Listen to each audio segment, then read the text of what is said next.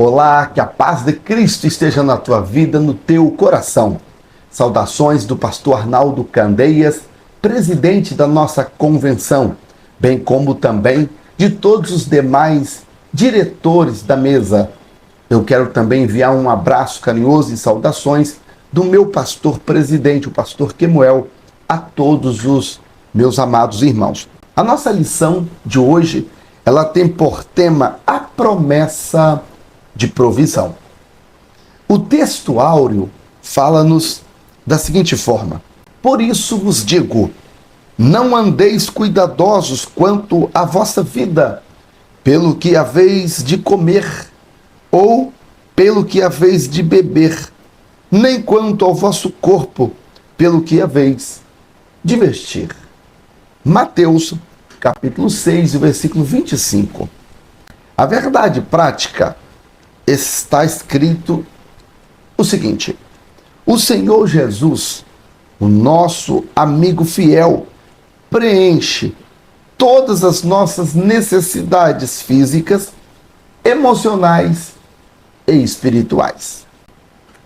O texto da leitura bíblica em classe está no célebre Sermão da Montanha, o Sermão do Monte, em Mateus capítulo 6, versículos de 25 até o versículo 31.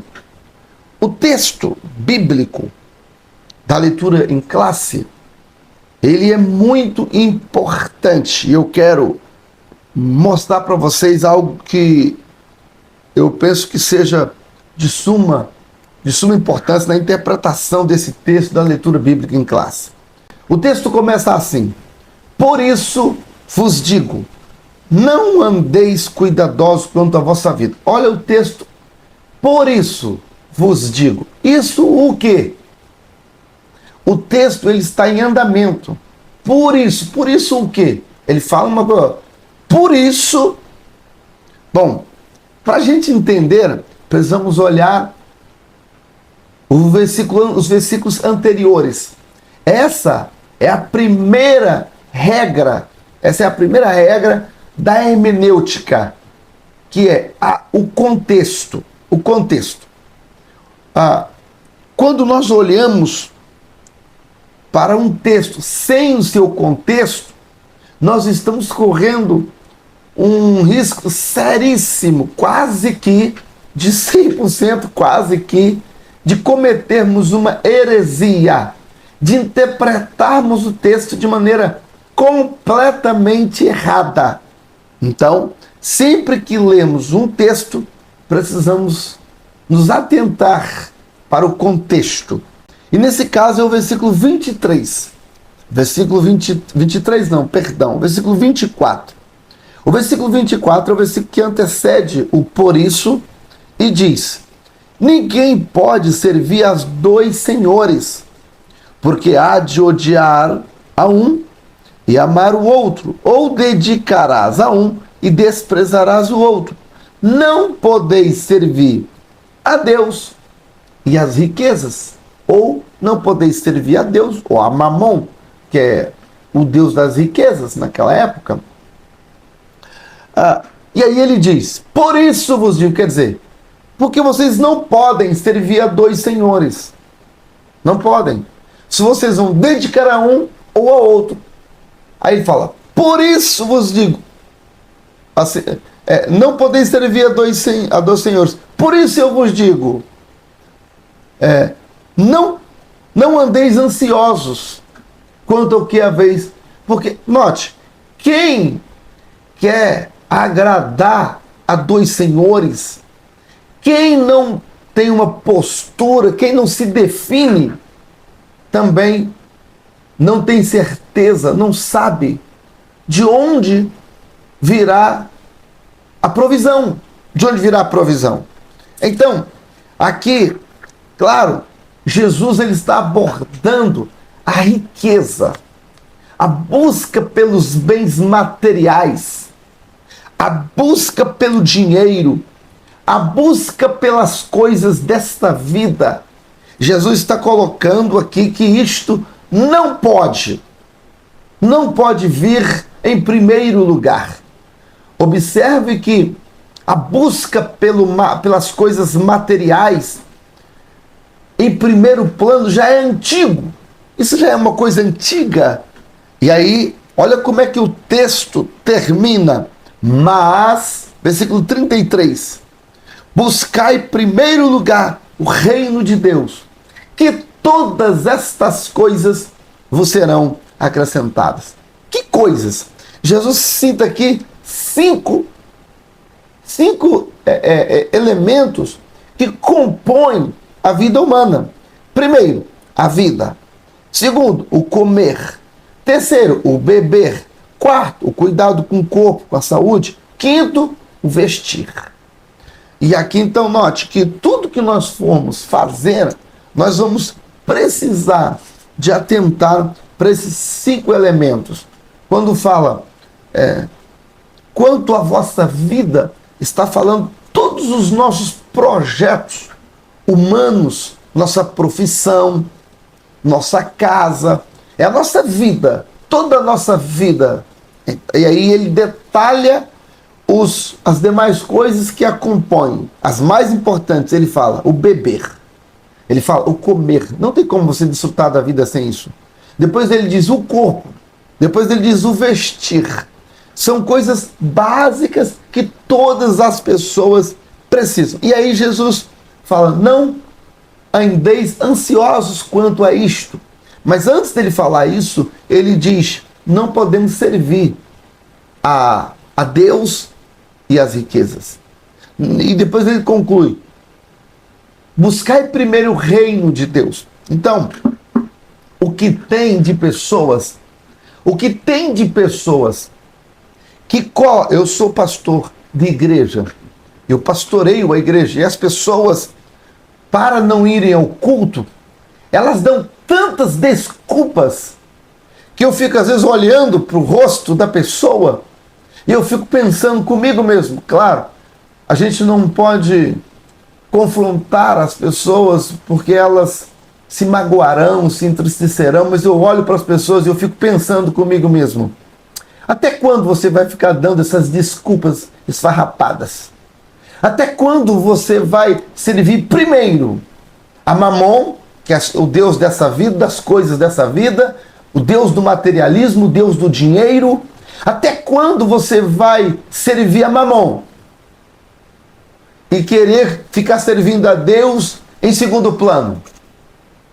Tem gente que, você pergunta, você não vem na escola dominical? Ah, pastor, fui estar com a minha família, porque muitos... Mas aí você, e domingo passado? Domingo passado eu estava muito cansado. E no outro domingo? No outro domingo, pastor, eu tive que fazer um plantão, que o senhor sabe como é que as coisas estão mais difíceis. Você olha na chamada da escola dominical, a pessoa, durante 3 meses, a pessoa veio 2 vezes. Ela está servindo a quem? Essa pessoa está servindo a quem? A Deus ou a Mamon? O Deus dessa vida, as coisas dessa vida. Há pessoas que deixam de ir no culto para ir para a academia. Dia de culto, culto rolando ao Senhor. Aleluia. A pessoa está na academia. Ela está matando um culto para ir na academia. A quem essa pessoa está servindo? Então, porque aqui diz, quanto ao vosso corpo. Não andeis ansiosos quanto ao vosso corpo. E tem gente que é tão fascinada, endeusa o seu corpo. Porque o que é idolatria? Idolatria é colocar qualquer pessoa, coisa ou objeto em primeiro lugar. Em primeiro lugar. E onde está a nossa primazia? O primeiro lugar está onde? Onde nós investimos mais tempo ou dinheiro. A maior parte do seu tempo é ocupado em quê? Ali está a sua prioridade. Ali você está colocando em primeiro lugar. Então, se você não dá prioridade para Deus, você não está servindo a Deus e nem buscando o Senhor. Você está servindo o Deus das riquezas. E Jesus disse, você não pode servir a 2 senhores. E é interessante que o texto diz assim, você há de dedicar a um. Olha a palavra, olha a expressão. Você vai dedicar a um. e desprezar o outro. Não é forte?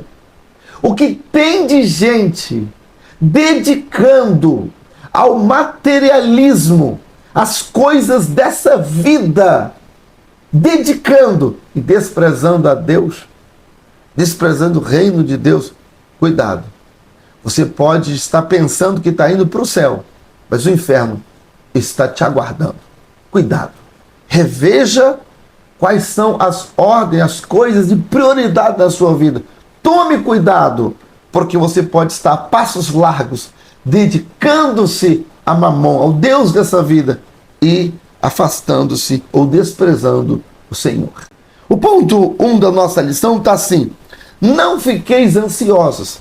A palavra ansiedade, ou já é conhecido como doença, transtorno de ansiedade. É um diagnóstico pelo Conselho Regional de Medicina, tá?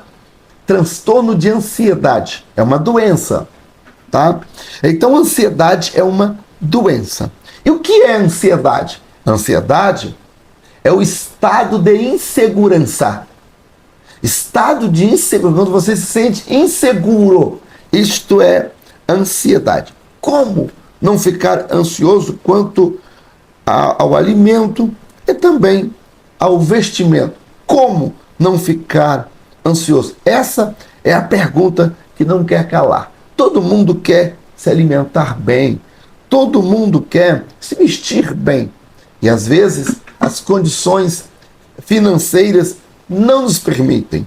E aí nós ficamos ansiosos, nos sentimos inseguros do dia do amanhã. Ao longo da lição vamos responder essa pergunta que não quer calar, porque ela permeia, rodeia todo o tema, o Deus da provisão. Provisão das necessidades emocionais. Bem, aqui o comentarista diz que nós somos seres integrais, corpo, alma e espírito. Nós temos necessidade, nós temos ansiedades, né, quanto às coisas do nosso ser como ser integral. Nós somos corpo, alma e espírito. Então nós temos a nossa mente, nós temos as nossas emoções, e aí a ansiedade domina domina nossas emoções, tá? Então nós precisamos de uma provisão, não somente no campo das coisas físicas, comer, beber, mas também da nossa própria mente. Precisamos de uma proteção mental. Paulo, escrevendo a sua carta aos Filipenses, Paulo, ele estava preso quando escreve essa carta. E a palavra-chave aqui na carta aos Filipenses é regozijai-vos ou alegrai-vos. Aparece em muitas vezes nessa carta. E é interessante quando Paulo, preso dentro de uma prisão, Filipenses faz parte das cartas da prisão, ele escreve para consolar, para trazer alegria, para tirar a ansiedade do coração dos crentes que estavam soltos. E ele, preso, estava em paz. Como pode uma coisa dessa? Paulo aqui explica o segredo. Filipenses 4, versículo 4. Filipenses 4 e 4. Regozijai-vos sempre no Senhor. Outra vez vos digo, regozijai-vos. Seja a vossa equidade notória a todos os homens. Perto está o Senhor. Não estais inquietos ou ansiosos por coisa alguma. Antes, a vossa petição seja em tudo conhecida diante de Deus, pelas orações e súplicas em ações de graças. Ele começa aqui a dar a receita. E a paz de Deus, que excede todo entendimento, guardará o vosso coração, os vossos corações e os vossos sentimentos em Cristo Jesus. Olha que palavra tremenda! E a paz de Deus, que excede o entendimento, guardará. Aqui está falando de algo sobrenatural. Algo que domina nosso coração, nossa mente, nosso ser, nosso corpo. Mesmo estando preso, mesmo sem saber o que acontecerá no dia de amanhã, há um milagre, há uma paz que quem está de fora não entende. Quem está de fora não compreende como que alguém preso, como que alguém que não sabe nem se vai comer, se vai viver ou morrer, como pode essa pessoa estar em paz, escrevendo agora para confortar outros corações, outras pessoas? É a paz que vem de Deus, que excede a psicologia, a neurologia, que excede a razão. Ela guarda nossos corações e a gente tem paz. Para isso, está no versículo 6, Paulo, ele dá a receita aqui. Não estais inquietos por coisa alguma, antes as vossas petições sejam conhecidas diante de Deus pela oração e súplica. Oração e súplica, tem diferença. Ele fala, petições sejam conhecidas. Aqueles detalhes da nossa vida, tudo nós temos que falar para Deus. A minha esposa, todas as vezes quando nós saímos, ela ora e fala, Senhor, prepara uma vaga de carro para nós. Nós aprendemos isso lá em Portugal. Uma esposa de um pastor amigo, todas as vezes que eles saíam, ela fazia essa oração. E um dia, seu esposo, um pastor em Portugal, ele disse, você está lançando pérola aos porcos. Deus tem muito mais coisas para nos atender, a não ser... A gente não precisa ficar orando para pedir coisas tão banais como estacionamento. Deixa de ser parva, ele diz, que significa louca. Para com isso. Deus, ele atende, mas isso aí já é demais. Ficar pedindo estacionamento. E aí então a moça disse, a esposa do pastor disse, olha, eu conheço o meu Deus e eu sei que ele cuida de mim nos mínimos detalhes. Tá bem, já que você está falando para não falar com Deus, não pedir a vaga de carro, eu não vou pedir, tá bom? Mas vamos ver como é que vai sair as coisas hoje. Eles estavam indo a um hospital e eles foram. Chegaram lá, eles passaram em volta, o hospital ocupava quase uma quadra, eles andaram ali em volta do hospital procurando estacionamento, não achou. Foi para outra quadra, andou, também não achou. Voltaram para o estacionamento pago, chegaram lá e a plaquinha vermelha dizia lotado, não tinha mais vagas. Eles só tinham andado 2 quadras, não estão conseguindo. Aí ela olhou para a cara dele e começou a sorrir e disse, eu posso falar com meu amigo? E ele assim, sem falar nada, com a cara fechada, já bravo, já sem entender nada. E ela então baixou a cabeça e falou, Senhor, prepara uma vaga em frente à porta do hospital e mostra para ele que tu és o meu Deus e que o Senhor se importa comigo nos mínimos detalhes. E ela orou. E ela disse assim, pode ir para a porta principal, para a porta da frente do hospital, pode ir. E ele foi. Quando eles estavam chegando, eles viram que a porta do hospital abriu. Vinha um homem lá de dentro saindo e ela disse, para o carro. E ele parou e o homem apertou um comando assim. Tinha um carro estacionado na frente da porta principal. O alarme soou e destravou. E ela disse, espera, o homem vai sair, você vai colocar o carro ali. E o homem literalmente entrou no carro, saiu, e aí eles estacionaram em frente à porta do hospital. E ela disse assim, nunca mais fale uma coisa dessa. Deus é Deus que cuida nos mínimos detalhes. E aí, nós aprendemos com essa história e nós colocamos isso em prática. Quando saímos de casa, minha esposa ora.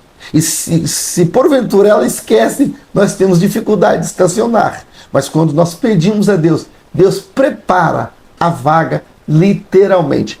Deus cuida de nós em todas as nossas necessidades. E isso não nos deixa ansiosos.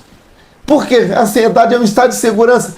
Quando nós colocamos todos os nossos objetivos, todos os nossos afazeres, todas as nossas coisas nas mãos do Senhor. E detalhe, nós priorizamos Deus. Nós não trocamos as coisas materiais. Nós não deixamos de ir em culto para ir para a academia. Nós não deixamos de ir ao culto para fazer... Não. Eventualidades podem acontecer, mas é eventualidade. Não faz parte da nossa rotina. Sabe por que pessoas estão ansiosas, pedem e Deus não responde? Porque Deus não é prioridade na vida dessa pessoa na prática. Não é. E é por isso que o texto diz: não podeis servir a Deus e a Mamon, o Deus das riquezas, o Deus das coisas dessa vida. E é por isso que o texto bíblico diz: não andeis ansiosos. Por isso, o texto começa assim: por isso o quê? Não podeis servir a Deus e o Deus das riquezas. Aí por isso vos digo, não andeis ansiosos. Agora veja, se você não obedece ao Senhor nessa primeira orientação, você vai ficar ansioso. Aí sim, aí vai desencadear, aí vai abrir a porta da ansiedade. Você vai ficar ansioso quanto ao que comer, beber, quantas coisas dessa vida, quanto que você vai vestir, quanto o teu corpo. Você vai ficar ansioso. Por quê? Porque você não está colocando Deus como prioridade. Aí, isso que Paulo escreve aos Filipenses: a paz de Deus que excede o entendimento guardará o seu coração. Não vai guardar. Não vai guardar suas emoções. E se Deus não guardar, não tem essa pessoa que não vai sofrer dessa doença. Você vai adoecer. Qual doença? O transtorno de ansiedade. A OPAS, que é a Organização Pan-Americana de Saúde, OPAS, diz que o transtorno de ansiedade está em mais de 300 milhões de pessoas no mundo. No Brasil, o transtorno de ansiedade lidera o ranking com 18,6 milhões de pessoas sofrendo desse transtorno. Vai no dia de semana em uma igreja para você ver. Aí as pessoas não estão no culto. E vai na vida delas sociais para ver onde elas estão. Elas estão ocupadas com coisas dessa vida. Estão matando o culto. Estão colocando as coisas dessa vida em primeiro lugar na vida delas. Deus não faz parte da primeira coisa da vida delas. Por quê? Lembra do que eu disse? Que se você quer saber se Deus é prioridade na sua vida, veja onde você gasta a maior parte do seu tempo e onde você gasta a maior parte do seu dinheiro. Aí está a sua prioridade. Onde está o seu tempo e onde está a sua prioridade. Então, por isso, se eu quero ter solução quanto à ansiedade, eu preciso colocar Deus em primeiro lugar. Pedro, o apóstolo, na sua carta de 1 Pedro, capítulo 5, versículos 6 e 7, diz assim: lançai sobre o Senhor toda vossa ansiedade, porque Ele tem cuidado de vós. Então, nós não podemos deixar de orar, orações e súplicas. A súplica é aquela petição que vem do fundo da nossa alma, é mais do que uma oração. A súplica é aquela petição de necessidade, quando a gente necessita.